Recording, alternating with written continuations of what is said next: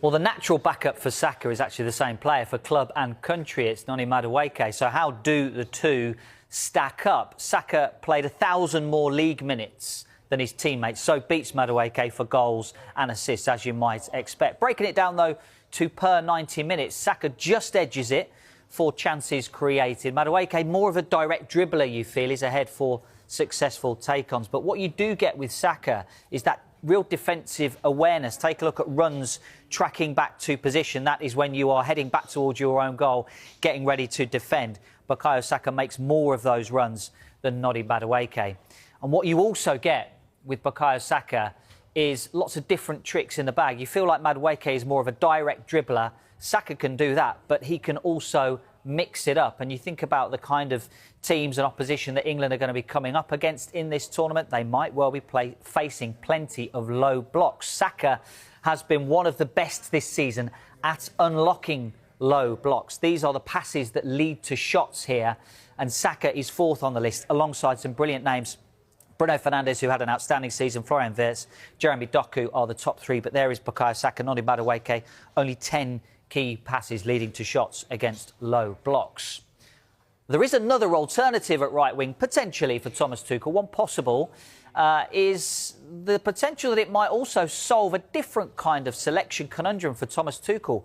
Morgan Rogers. Now, Rogers versus Bellingham has been really the shootout and the main conversation for the number 10 position.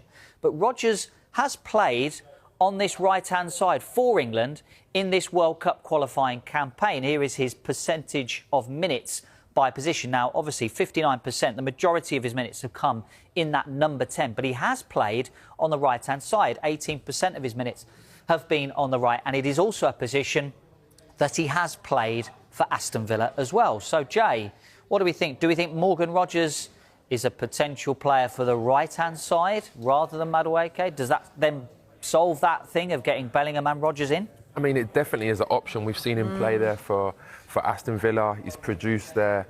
I think his link-up play with the forwards would be there as well, where he can come in between the lines or he can stay wide, arriving in the box as well from that wide area, back post.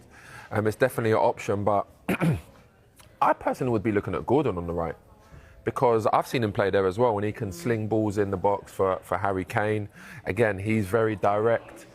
His link-up play is good.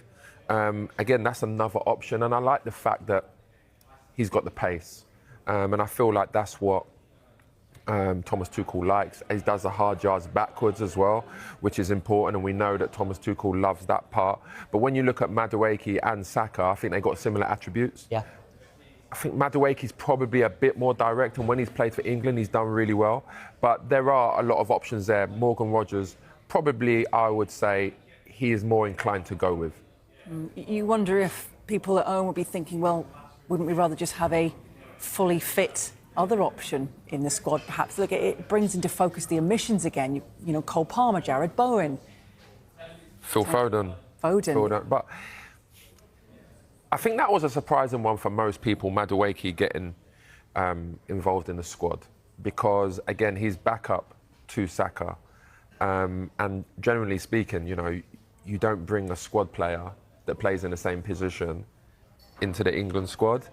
And I think that's why players would look at it. I mean, I've got friends that would be like, you know, why not have Palmer in there then? Because, you know, he's got unbelievable ability. I'd probably say more natural ability than Madueke, but there's a question around that.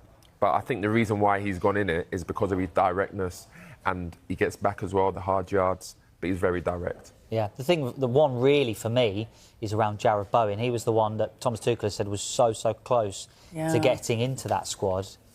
I mean, I wonder what that does. I mean, look, if Saka wasn't in the squad, it would have been a huge story. We'd be talking about it from now till the end of the World Cup, or certainly when England were knocked out.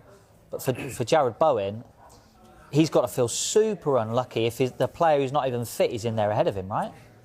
Yes, but I mean, on some of the shows that I've done this year, we've spoken to West Ham fans, and they've said that Jared Bowen, he's got some, you know, he's got decent numbers still, but his performances haven't been that good. There's no doubt about it. He's still a fantastic player, and the question is, if he didn't get relegated, would he then be in the England squad? I'm not sure about that, but you know, he is going to be unfortunate because he probably won't play in another World Cup either.